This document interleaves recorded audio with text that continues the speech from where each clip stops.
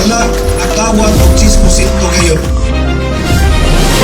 Mayong hapon kanatong tanan na local chief executive sa Dakbens Malaybalay, aggressive man kita na mag-atiman gyud sa early child care development sa Malaybalay.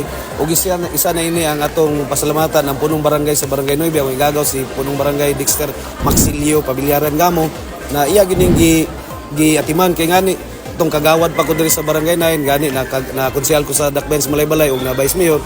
Nakita gyud ko ni na katong kulang siya og katong improvement ang iyang mga dingding, light materials dayon ang iyang window is dili kay to siya secured nga ang mga bata delikado pod.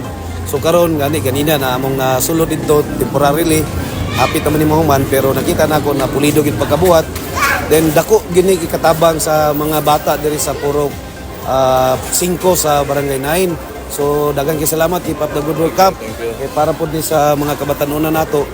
Pareha tong sa damitan. So kung 118 ka daycare sa Malaybalay, wapo ng damitan, wapo ning isa sa Barangay 9, so pila na lang ang uban ng barangay wapo sad. So dili na kay lisod sa city government ug Malaybalay.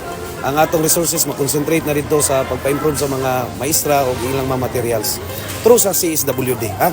Through sa CSWD. Kaya salamat ug maayong hapon ng kanatong tanan. Kap, Thank you.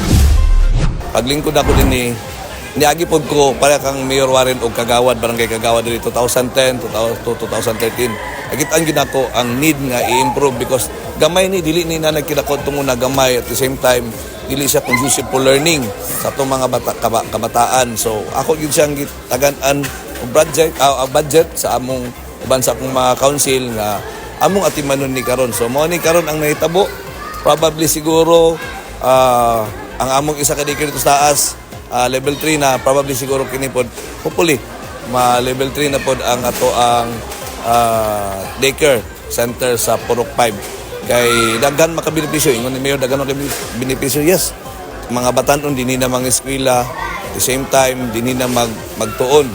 Isa pod is ang teacher nato dinhi is isa ka Muslim first daycare teacher nga Muslim sa Tibok Malaybalay. So mo sa akong gipili para at least napoy kuan ba na equal ang ato ang paghatag og serbisyo sa mga ethnic groups sa ato ang siyudad sa Malaybalay. So may hapon ug daghang salamat.